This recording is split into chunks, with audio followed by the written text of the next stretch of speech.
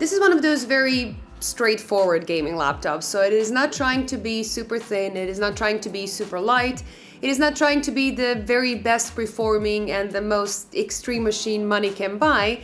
It is just trying to offer very decent performance for a somewhat reasonable price. Now the most basic version will get you an 8-core i7, 16 gigs of RAM, 1TB SSD and 144Hz Full HD display, and a sweet 130-watt RTX 3060, and all that will cost you around 1,500 euros or dollars, which is a pretty good deal.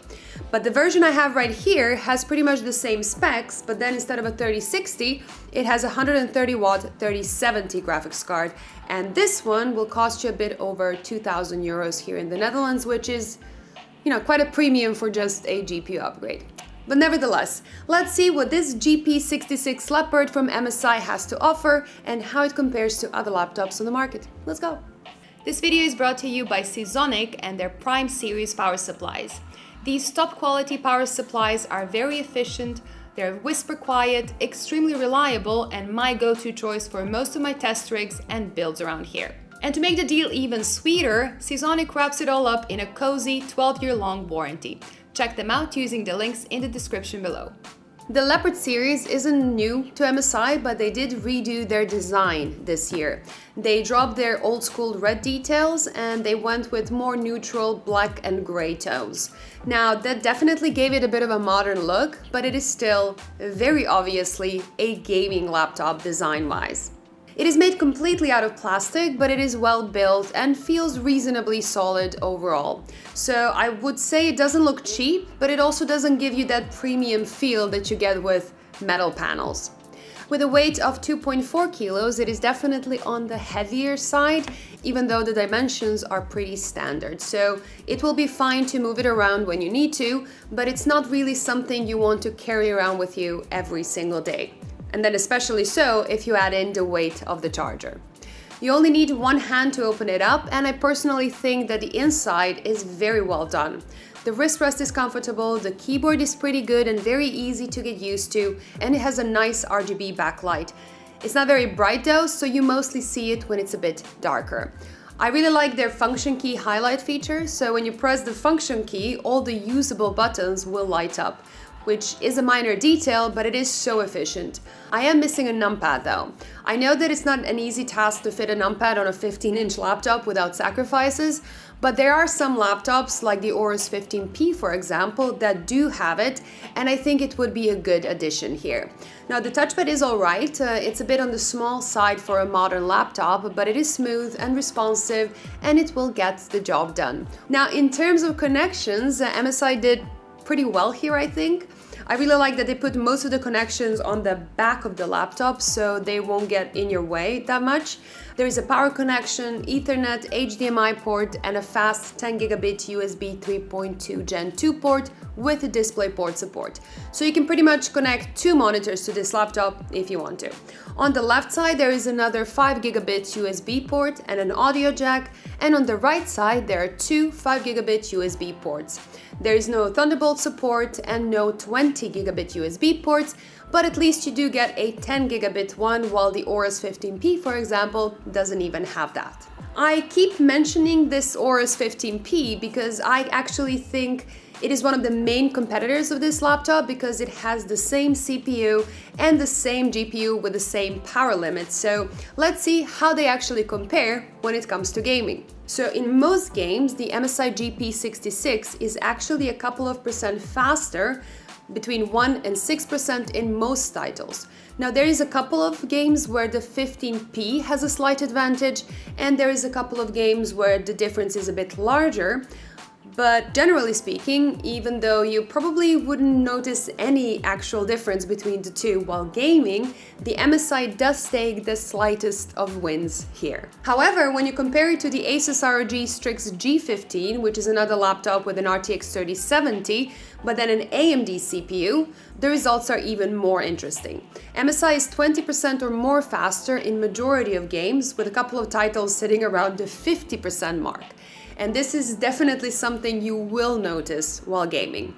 Now the Strix has a limited performance because of the Nvidia Optimus feature that cannot be turned off, and the only way to go around it is to actually connect it to an external monitor via the USB Type-C port. But even then, the MSI is ahead. Now MSI does come with a mux switch that easily disables the Optimus and gives you a proper gaming mode, but you will have to restart the PC every time you do so, which is fine. Now it's not really fair to compare it to a thinner laptop that features a lower power 3060, but I do think it's interesting to see how much more performance you can actually get from a higher power 3070. So overall, you should be able to play any current or upcoming game on high settings without having to worry too much with this laptop.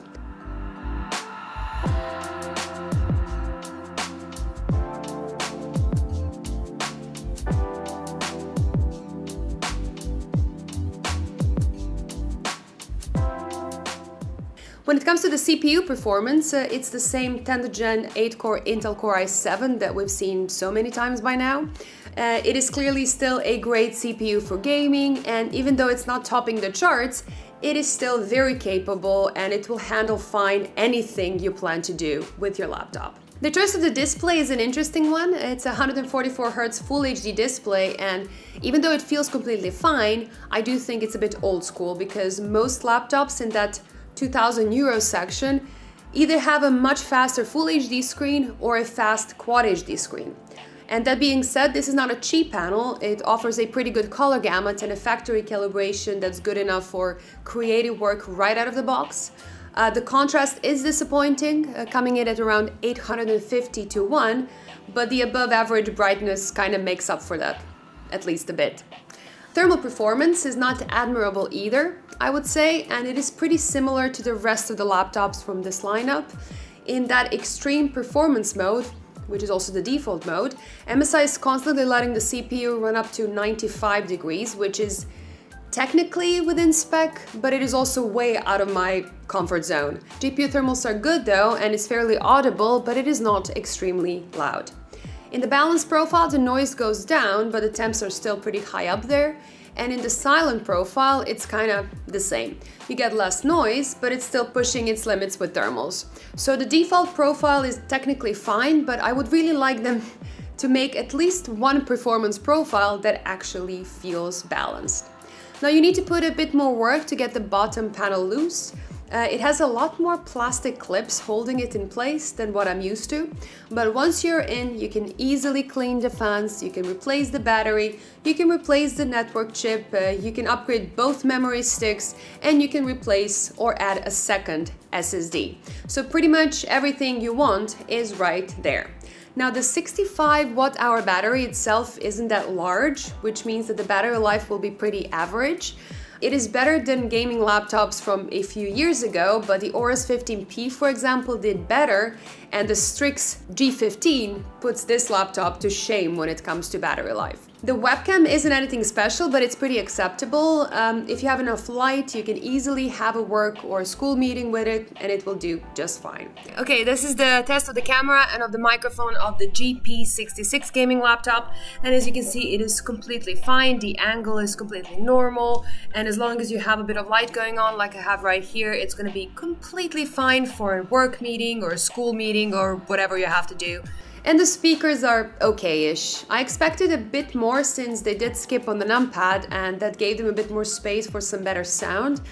But again, it's laptop speakers. They're nothing special, but they will get the job done when you need them to. And all in all, I think that MSI gave their Leopard series a much needed upgrade. It looks modern, it is comfortable to work on, and it does perform really well. It is even slightly outperforming one of its main competitors, the Aorus 15P, but I would still say that difference is very small and your choice will largely depend on prices in your region.